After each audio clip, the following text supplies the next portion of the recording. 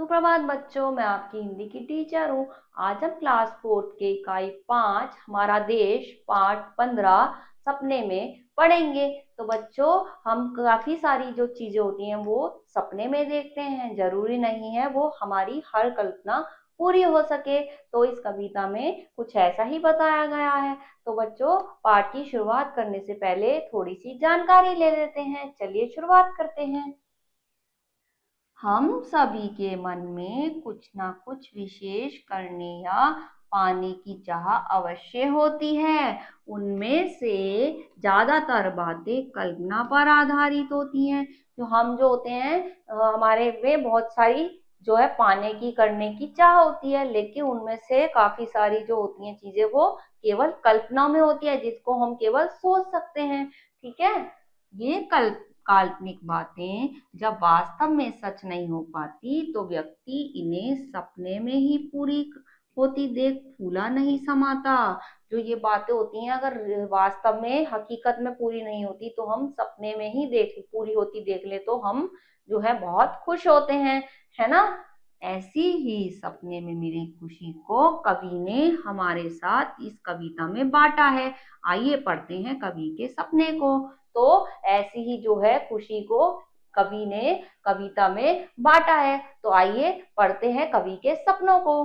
ठीक है, चलिए शुरू करते हैं। फूला नहीं समाया मैं तो अपने में, उड़न तश्तरी देखी थी जब सपने में। फूला नहीं समाया मैं तो अपने में, उड़न तश्तरी देखी थी जब सपने में, है ना। सर्द रात के सन्नाटे में चुपके चुपके उतरी। सर्द रात के सन्नाटे में चुपके चुपके उतरी, यानी धीरे धीरे वो उड़न तश्तरी जो है ठंडी हवाओं में रात को उतरी। ठीक है। लगी हुई थी जिसके ऊपर रंग बिरंगी छतरी। लगी हुई थी जिसके ऊपर रंग बिरंगी छतरी, यानी जिसके ऊपर रंग बिरंगी छतरी लगी हुई थी, ऐसी उड़न तश्तरी थी। अगल बगल में चमक रहे थे उसके दो अंटीने। अगल बगल में चमक रहे थे उसके दो अंटीने। उस उड़न तश्तरी के अगल बगल में दो अंटीने भी चमक रहे थे। दिख रहे थे दूर से ऐसे हो पंछी के डैने। दिख रहे थे दूर से ऐसे हो पंछी के डैने। ठीक है। पास तनिक जाकर फिर सपने में, फूला नहीं समाया मैं तो अपने में। पास तनिक फिर जाकर सपने में, फूला नहीं समाया मैं तो अपने में, यानी कि हमने सपने में उसे पूरा होता देख लिया और मैं फूला नहीं समाया, मैं बहुत ही खुश होने लगा, है ना। कौन कह रहा है? कवि। उस पर बैठा मंगलवासी जिसकी अद्भुत काया। उस पर बैठा मंगलवासी जिसकी अद्भुत काया। उस पे कौन बैठा था? मंगलवासी, जिसकी कायावती शरीर था वो अलग सा ही था। ठीक है। मुझे इशारा करके उसने अपने पास बुलाया। मुझे इशारा करके उसने अपने पास बुलाया। क्या देखा उसने सपने में? जो मंगलवासी था उसने इशारा करके कवि को, मतलब मुझे, अपने पास बुला लिया। ठीक है। प्रेम भाव अपना दर्शाया पहले हाथ मिलाकर। प्रेम भाव अपना दर्शाया पहले हाथ मिलाकर।